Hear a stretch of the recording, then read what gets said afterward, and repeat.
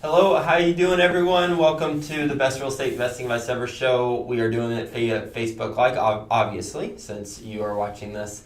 If you have any questions or comments, then comment below this video, and we will get to them immediately. Grant, our team member who's with us, he'll address them if he can, or if it's a question for us, then we'll likely get to it next week's episode.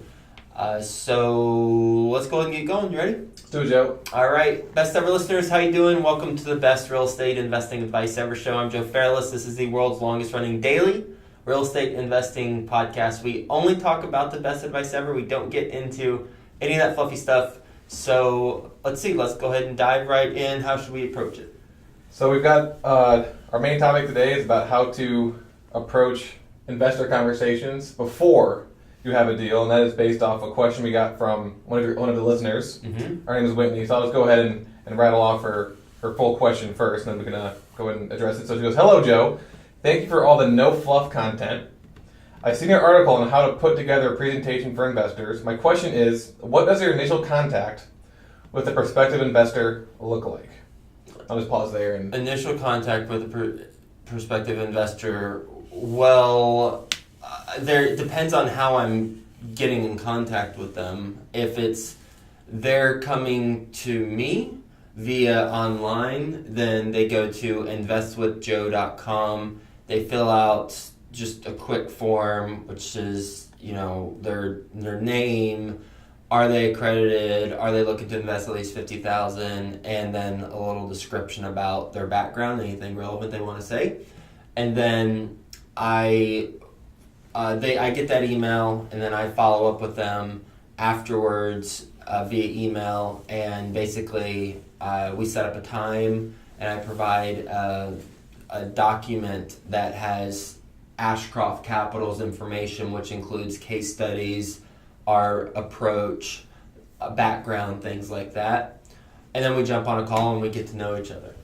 Now, if they're not coming to me via the online form, and if say I'm just meeting someone for the first time, then I don't talk about my business really, unless they're really inquisitive about it. I just get to know them, and I just go wherever the conversation takes us.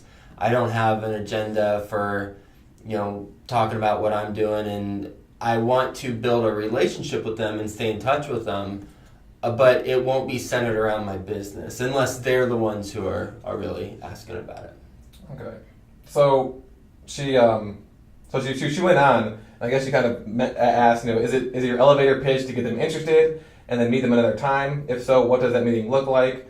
To get them interested in the deal that you do not have yet, especially if you have not done a syndication before. So I guess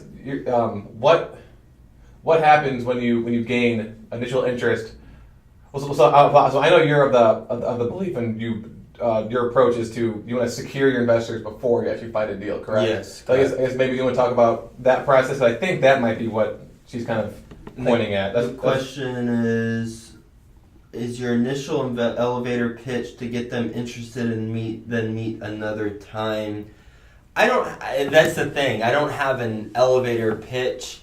If someone were to ask me, what do you do? And we're at a party or something like that, then I'd say I buy apartment communities, and I do a daily podcast on real estate investing. I mean, and that might not be the best approach. I mean, this isn't necessarily a best practice. I'm just telling you what I do because you're asking. Because I know there are ways to have that elevator pitch and say something like, I help people get out of the rat race. I hate that. It sounds so cliche and a little sleazeball in my opinion. But something like that. So I help people make a better return than they're making in the stock market or something like that. I just don't do that. I don't have an elevator pitch. All I say is I'm a real estate investor. I buy apartment communities. I've also got a daily podcast. And if they inquire more, then I elaborate more. If they don't, then I go where the conversation goes. The key, though, for what I do, and this is what, Whitney, I think you're getting at, is how do you continue that conversation? You continue the conversation by actually caring about what they're talking about and then having a common ground and continuing it that way, in a genuine way. If you actually care about what they're talking about, then you can. For example, I recently met with a local investor who filled out the form online, and he happened to be also based in Cincinnati. We had a dinner together, and I don't think he's a passive investor. Even though he said he was in the form, I don't think he's a passive investor. He's an active investor, but he was a really interesting guy. And we're having a board game night here in a couple weeks, and you're coming with Marcella, and I invited him and his wife because why not? He's a really interesting guy. He's probably the most successful person for SEO. Most accomplished SEO person in the country. I mean, just next level smart, and there's a lot of bullet points to support that. I won't go into it, but that's how I approach relationships, and it's not necessarily a transactional thing because I don't think he's me investing in deals. It's just someone who I find interesting, and I grow that relationship, and something will come out of it. I guarantee you, something good will come out of it from a relationship standpoint or a business standpoint or something. And by the way, he's not able to attend. He's going to the West Coast to hire a couple employees to bring onto his team over there. But we'll be hanging out again. So that's the approach I take. And as far as the conversation about meeting another time, then I would do that if it is you have a genuine interest in meeting with them about whatever they're most interested in. Now, again, if they ask questions about what you're doing, then absolutely tell them about what you're doing, and then there will probably be a good fit because they're asking the question, so they probably have a need. And what we do, we provide tremendous value because we're providing an investment that most likely will beat the heck out of whatever they're currently investing in, and it's passive. So we're with tax benefits. So we already have the best approach for helping them with their investment goals, but I don't force fit that into the conversation. If it comes up naturally, it does. If it doesn't, it doesn't. And the way we can do that, because this is playing the long-term game, the way we can do that is if we have a consistent online presence through a thought leadership platform. Because we can afford to play the long game because we're constantly getting our message out there and building relationships with people, and more people get to know us. If you aren't playing the long game and you don't have a thought leadership platform, then you're going to be in trouble because then it's really transactional. People can get a sense of that. They're not being genuine with them. And it's just not going to work out. Yep. And on that note, we just released a blog post about how to create a thought leadership platform. Not super into the details, but how to structure it, why you should create one, and basically everything you just said, but more in a step-by-step fashion. So again, you constantly talk about how important it is to have a thought leadership platform, especially for what you do, but for all investors in general, they can highly benefit from that. And if you want to read that blog post, I think it's called Guide to Creating a Thought Leadership Platform, and we can include a link as well. I had a 7-minute conversation with someone yesterday or 2 days ago who filled out who went to investwithjoe.com, filled out the form. He's a doctor in New York. He's a doctor in New York, New Jersey. And it was so short because at the end, I said, well, are there any additional questions? Because I learned about him, and then I asked, hey, what can I answer for you? He's like, well, I listen to you every day, so I got a pretty good sense of who you are and what your company is all about, so I'm good. I'm like, okay, cool. And that's the power of the thought leadership platform when you do it consistently over a long period of time.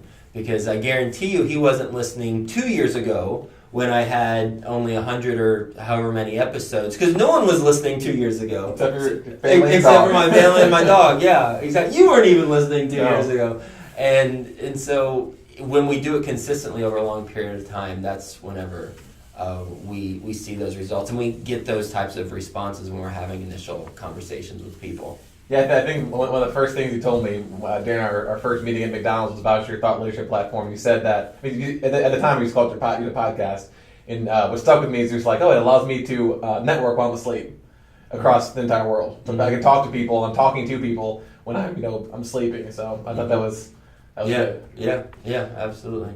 So I think the next topic kind of ties into this one, because she was asking about how do you get people interested in your deals in your business if you haven't done a syndication deal yet. And one of the answers is have an experienced team. And you were mentioning how you had a meetup this week, and someone came in who was trying to do a big deal, and your kind of takeaway from it was that if you would have partnered with the experienced broker, you might have been able to get the deal. So you want to tell that story? Yeah.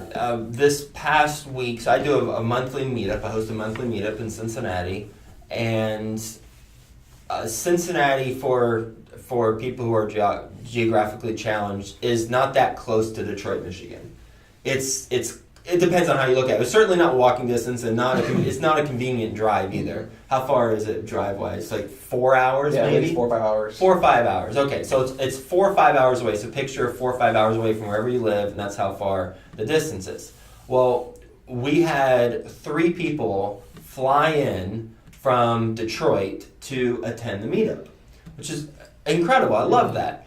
And so I want to make sure I spent some time with them at the meetup because they came from so far away. And one of them, I've actually interviewed him on the podcast, a tremendously successful real estate investor who has had success in single families up to perhaps around a 50 or so unit, somewhere within that range.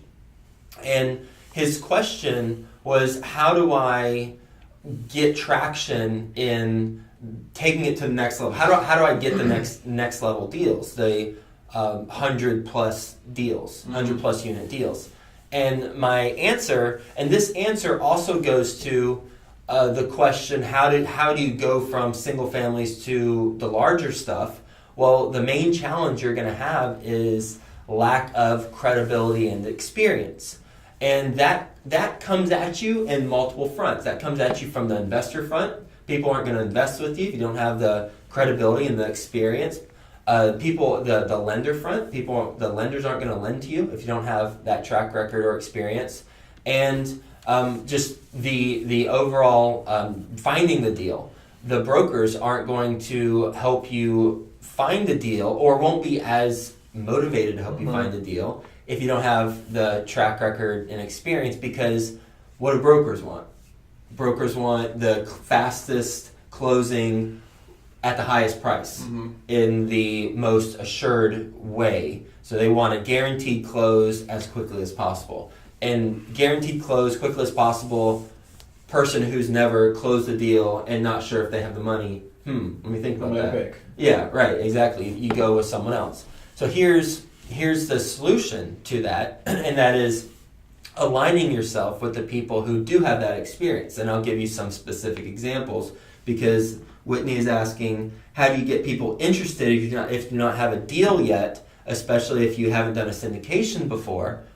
And then this gentleman at the meetup was basically asking the same thing. Well, you partner with people who do have the experience. So here's some specific ways to do that. One is you can partner with the property management company that you're working with, and they can then bring their own money in the deal. And that shows that, hey, I might not have the experience, but this management company that manages 1,000 or 10,000 units and has done this before in this market, they like the deal so much that they're actually putting their own money in it. Another thing you can do is have that property management company not only put their money in it, but bring their investors' money in it. That adds another level of alignment and credibility to the deal, so that when you're talking to your investors, you can say, their management company's doing it, plus they're bringing their investors, they like it so much. So that's one way. And we have done that. We did that starting out. We partnered with a management company on the first couple deals, and that allowed us to leverage their track record and also some of their investor base to then close on larger deals. We gave up equity, but so what? That's how you get started. Exactly. So that's one way. Another way is to have a consultant who has experience and then have them as a board member on the deal. And that at least provides a somewhat level of comfort to the investors. Now, a savvy investor will say, yeah, he's a board member, but is he actually putting money in the deal? Or he or she, whoever you bring on. And if they're not, then they're not. They're just another level of guidance, and you'll have to be transparent with them about that. And then the third way is, and this goes to the meetup guy and that story you were referencing, brokers. What I did on my very first syndication is that I had the brokers put in their commission into the deal to invest alongside with us. And that showed alignment of interest, and that allowed me, who had 4 single-family homes as my experience, to then talk to my investors and say, I know I've got those 4 single-family homes and that's it, but we've got the brokers who have 80 or so years experience combined. They're putting their commission into the deal. They like it so much, and they're investing alongside with us. So somewhere in this equation, you've got to have alignment of interest, and ideally in multiple points.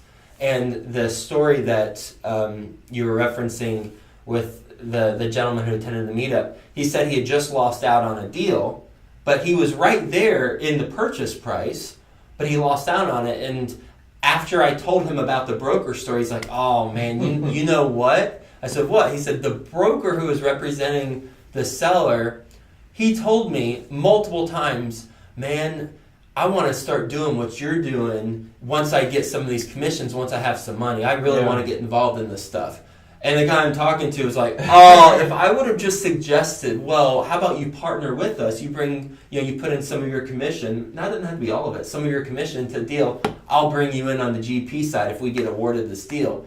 Do you think that would have increased his chances of getting it? Yeah. Totally. 100%. Yeah, 100% would have increased his chances. And he probably would have gotten it. Hell, I don't know. He might not have, but it would have increased his chances. So those are ways to show your investors, the lenders, and brokers that you are bringing an experienced team to the table, even though you might not have that experience. Yep, it's just as simple as knowing that, and then just having that conversation with the broker or the property management company. And, yeah. Because that's all it is. Just ask them, like, are you interested, or would you consider doing this? Mm-hmm. Yeah.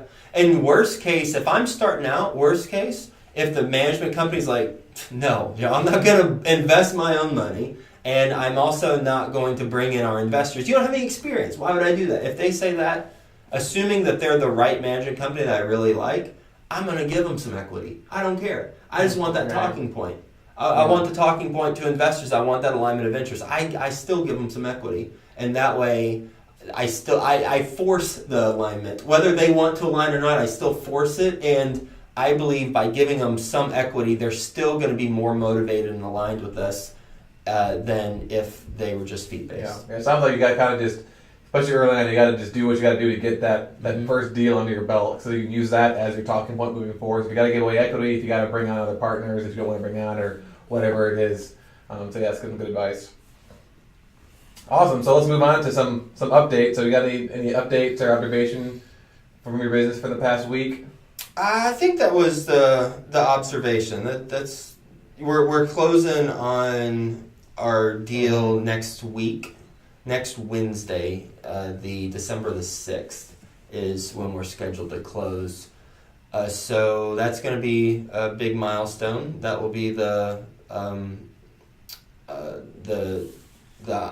largest, from a purchase price standpoint, deal that we've done, and that's been the main focus. And how many? So once you close on that deal, how many deals is that just this year? That will be 6. Wow. And then before this year, how many deals have you done? Before this year, that would be 7. Okay, so you basically doubled your portfolio in 1 year. That's awesome. Mm-hmm. So for me, again, not many updates either. I think I mentioned this last week, but I'm finally got the operating agreement from the attorney to put all the properties into individual LLCs, and so I'm working on that process and setting up individual bank accounts, and gonna sign that here, and then probably have that go live, so to speak, in January, because I've been just putting all the money in one bank account this year, so to not make 2017 taxes. Annoying for my tax guy. I'm just gonna continue doing this throughout the end of the year, and then starting January 1, start putting them into individual bank accounts. And then something else. How 3, I guess? Three, yeah. Okay. And then same bank, but just different accounts within the same bank that we can log into one and. Exactly. Log into one, all 3 will be there. And fortunately for me, I kind of just will whenever I have an expense, I just have a little spreadsheet. So I just log it in there. I say what it was, what building it was for. So I already have all that tracked already. So it won't be. It's not like I'll introduce a whole new system of tracking. It's just the only difference would be, I'll have 3 different checkbooks. I'll have 3 different bank accounts to look at instead of one. Just from a very minor logistical thing, what bank do you use? PNC. Do they allow you to use one login to then look at multiple accounts?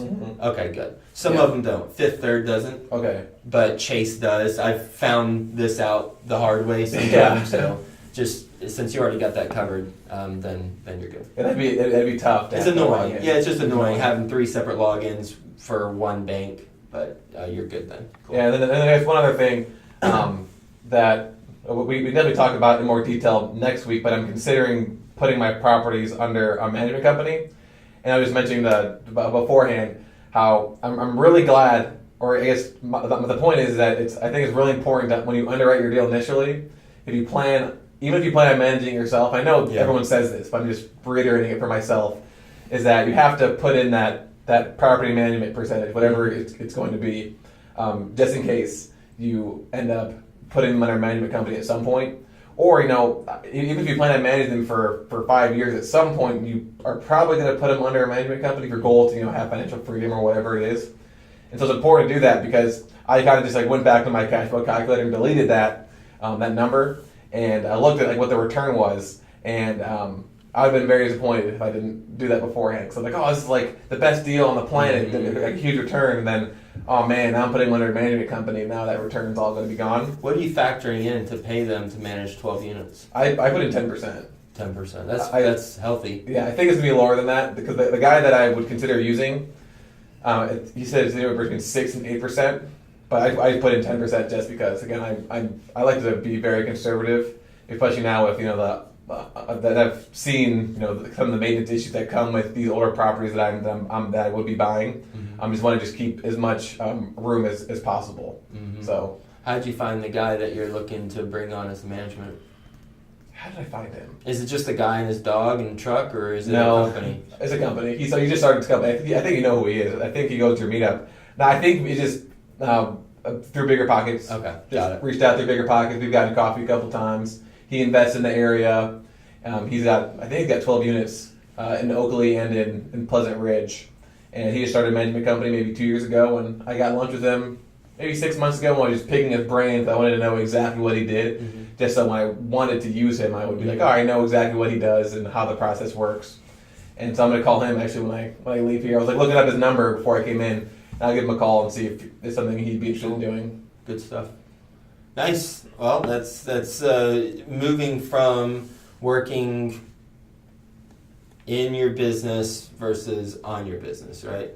Yeah, cause I was thinking about it a lot because obviously 8% of your income is a decent amount. 8% of your rent, for this specific property, it drops the cash on cash return by about 3 or 4%. And so I was from what to what? From 16 to 12. Okay. And I was thinking, I'm just okay, so I continue to manage it myself. How much time am I spending? Not only how much time am I spending doing it, emotional, but energy.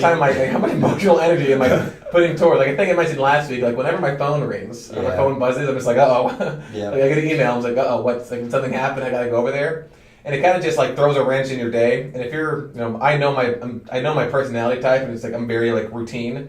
And if something comes in that is unexpected, I kind of I don't say I'll get flustered, but it kind of it changes up my entire day. And I'm just oh no, here we go. And so I think that now by, as you said, working kind of outside the business, I can focus more on finding deals. And I enjoy the finding deals. I enjoy the closing process, the inspection process. I didn't really like the day-to-day management of it. And so if I can outsource that, obviously lose a little bit of return, but gain all that extra emotional energy and kind of motivation to look for deals. And once I do all the part that I like, I can just pass it on to the property management company. Obviously, check in with them continuously. But I think from a long-term perspective, obviously that's going to be more manageable because I don't think it's going to be possible for me to, once I have 24 units or 100 units, for me to do what I'm doing now. And so I might as well put the systems in early on so I agree. I know, what returns I'm going to get, how the process works, instead of doing it way later on down the road. Mm-hmm. Yes. I love that. I can tell whenever we talk about it, but look in your eye, you're just like, he's gonna do this eventually. Well, you said when the phone rings, you get a bad feeling. Sometimes that's a good thing when something triggers you. It's like, oh no, because now it's pushing you to make things happen and change it. Yeah. It reminds me of when Tony Robbins at the Unleash Your Power Within. Tony Robbins in his early days had a conference, and it was right next to train tracks. And they'd be in the middle of something, and then he'd hear the train go choo choo, and it would just interrupt everything, and people getting pissed about it. And he's like, well, we can't change the train. In this case, you can change and you change it. But in some cases, if something's happening, you just can't change it at the time. It's repositioning it in your mind to then be a good thing. So what he did is he said, you know what, everyone? We're going to celebrate every time we hear this train go choo-choo. And that's what they did.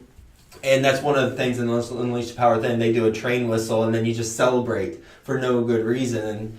And it reminded me also of, we have in my house right now, our refrigerator or our freezer, it makes this weird whistle thing and the fan's going out. And we've had a guy come out and look at it, and he replaced the fan, and then it's whistling twice as much. It's like, just an annoying thing. And my knuckle, you might see it.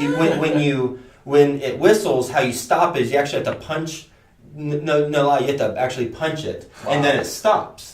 So I got a little bloody knuckle because it got me more than I got it. But now what I do, and by the way, there's a guy here again to fix it today, and apparently they're replacing the fan, no cost, because the other one didn't work, obviously. But now what I do when it whistles, after I go and punch it and it stops whistling, I then go kiss Colleen. And so now, every time it whistles, we get excited because then I punch it, but then I go kiss her, and now it's a good thing. But before, we were totally annoyed by it. So just changing your mind. But in some cases, it's good not to do the positive association because then it forces you to action. Yeah, I think that's a good idea. It kind of reminds me of, that's a great idea. And you can implement that literally for anything. You said punching your freezer because that can't really change any kind of annoying thing. I need to start doing that this is way off topic, but for our dog. Mm-hmm. But when the dog barks or whines, I get so annoyed. Yeah. But now whenever it whines, I'll just go kiss Marcella. Kiss Marcella. If she's at home, I'll go to a mirror and kiss myself or something. I love it. Good stuff.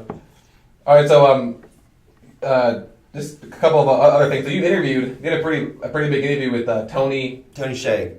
Tony Hsieh from the Zappos CEO.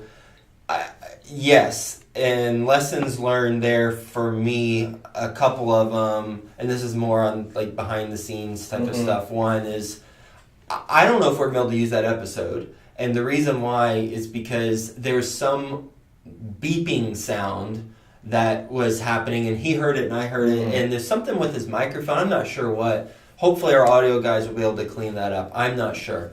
But hopefully they do. And the second, so I guess the lesson is, don't be self-conscious about a big-time person not wanting to reschedule with you, because I didn't want to stop it. I told him, I was like, hey, you hear that? He's like, yeah, I hear it too.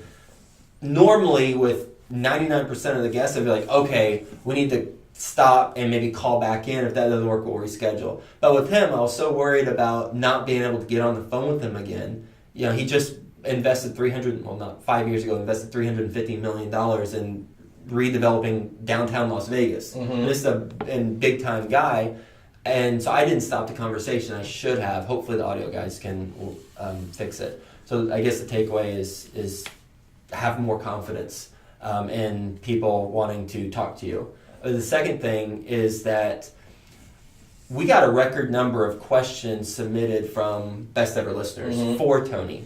And by the way, best ever listeners, if you want to know where to do that for future guests, join the Best Ever Facebook community, and that's where we post about that stuff.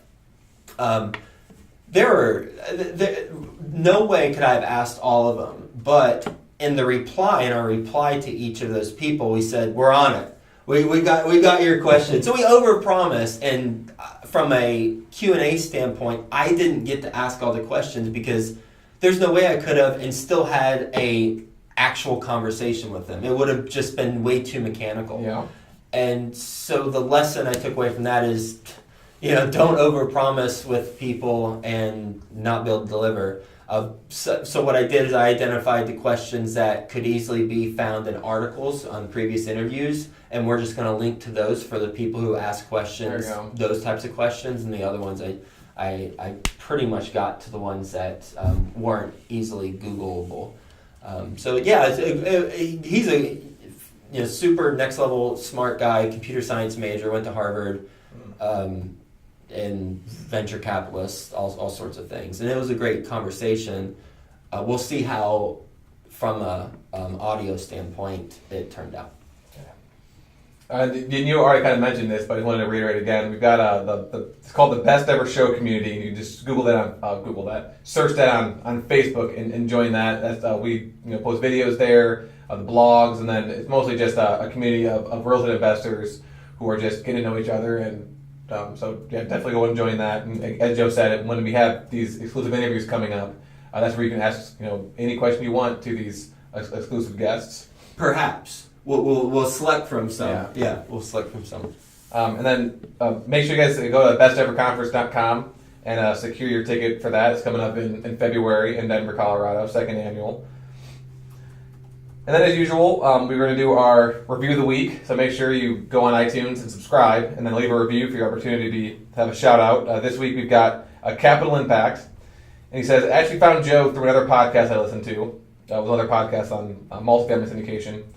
Joe gives great advice and help to the startup investor." Help to the startup investor. Sweet. Well, thank you, sir or ma'am. I don't know if you're a sir or ma'am. Thank you for that. And appreciate the reviews, as I've mentioned before. That helps us get better quality guests because they see the reviews in iTunes, and it helps the overall quality of the show. Well, thanks everyone. I hope you have a best ever day, and we'll talk to you tomorrow.